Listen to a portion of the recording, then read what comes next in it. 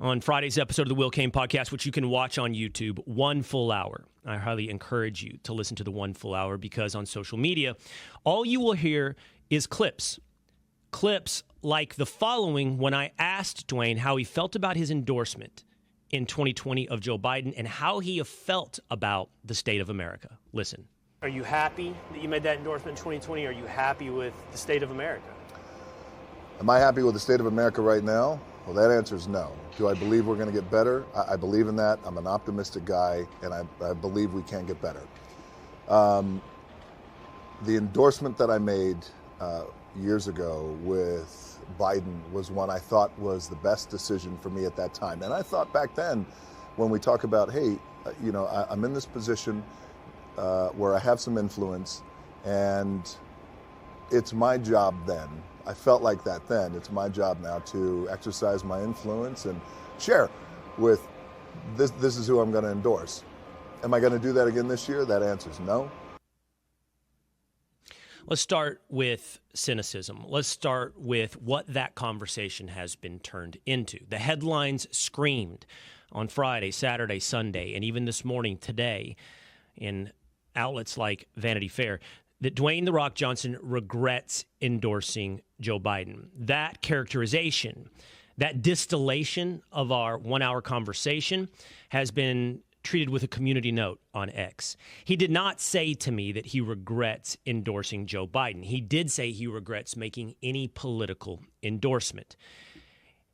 It has been turned into every headline screaming he regrets endorsing Joe Biden. So much so that outlets like The View played that clip to the response of an overwhelming chorus of boos towards The Rock from those sitting in attendance before Whoopi Goldberg and Joy Behar. Joy Behar going on to say, should we care about celebrity endorsements? Apparently lacking any self-awareness that the entire show, The View, is based upon the idea that something matters because it's said by a celebrity. But I also think there's many who are treating this moment with cynicism in that they are saying The Rock is simply doing this because now it's good for business. He's now involved in WWE. He now wants a more conservative audience. And I can't tell you another man's motivations. I can't tell you why. There was no further conversations behind the scenes besides those which you see on camera that would have shed light on that conversation. But I can't peer into someone else's soul. But I can tell you, even if that cynicism is warranted, even if Joe Biden wasn't rejected by The Rock, even if Dwayne Johnson doesn't regret endorsing Joe Biden, it is notable. It is important. I'm going to tell you why, as now you listen to a little more of Dwayne's explanation as to why he will not make an endorsement in 2024. But I also realized that what that caused back then was something that tears me up in my guts back then and now, which is division. And that got me. And I didn't realize it then. I just thought, hey, our country feels like there's a lot of unrest. It feels like I would like things to calm down. Maybe we need a change. This is what I'm going to do, and this is who I'm going to endorse. The takeaway after that, months and months and months, I started to realize, like, oh man, that caused an incredible amount of division in our country. So I realize now going into this election, I'm not going to do that. I wouldn't do that because my goal is to bring our country together.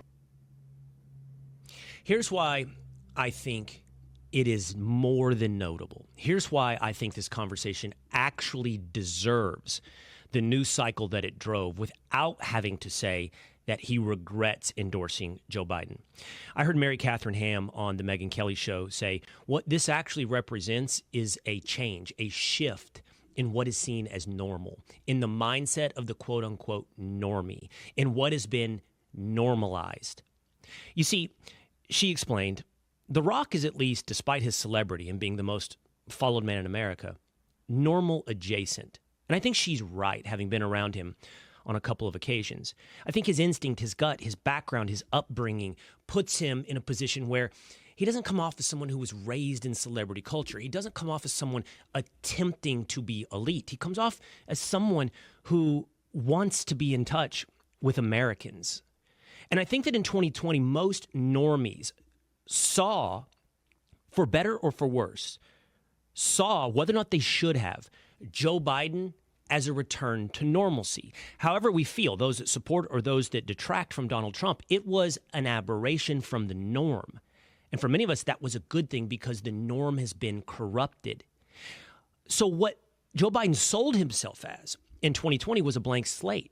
He hid in the basement. He didn't take any strong positions. He allowed the election to be a referendum on Donald Trump. And to win over normal voters, Donald Trump was painted as abnormality. What we see now is a change in that Joe Biden's administration and the overall ideology of the left, and by extension then Democrats, is that it's no longer normal. After 3.5 years of trans ideology and $35 trillion in debt and an exploded border, a culture that has been divided upon not only racial lines but gender lines and trans lines, is sitting on a razor's edge of divisiveness. And it's the exact opposite of what is sold in 2020. It's anything but normal. And as someone who is normal adjacent, I think what The Rock represents is an American who now sees we can't have this. This path is not what was sold. This path is not normal. And look, in Hollywood, declining to endorse Joe Biden, even if he's going to behind the scenes vote for Joe Biden, is almost the same as an endorsement of Donald Trump. That's what you saw on The View, because they're still living in this insane world that Donald Trump represents a threat to democracy, that Donald Trump represents the threat to their daughters, that there's going to be a national abortion ban, something explicitly rejected today by Donald Trump. So they will see that world, that elite poisoned culture will see that statement, that lack of endorsement of Joe Biden, as the same as an endorsement of Donald Trump. But it's not.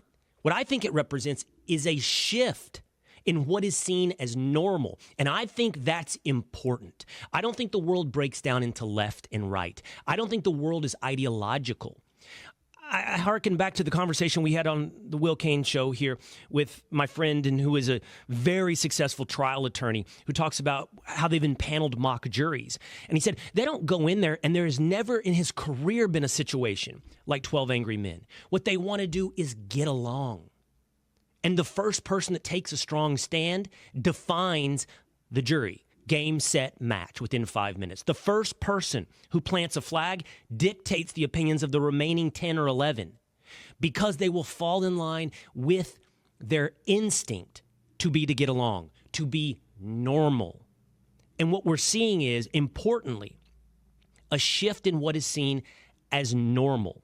And by that token, I would also say, therefore, the cynicism that The Rock could be doing this for business is also important because business saw that what was good for business was to embrace Joe Biden. That's what has been normal in America. But we're seeing a shift away from that now. Even if it's not a true believer, even if it has nothing to do with ideology, even if it seems to be measuring the pulse of America, it shows a shift in what is normal in America. And because of that, I think this moment is incredibly important. I think what we heard from Dwayne "The Rock" Johnson deserves the nation's attention over the past 72 hours. I think it represents a deep and important, if not ideological, change in what is normal in America. I encourage you, go listen to the full hour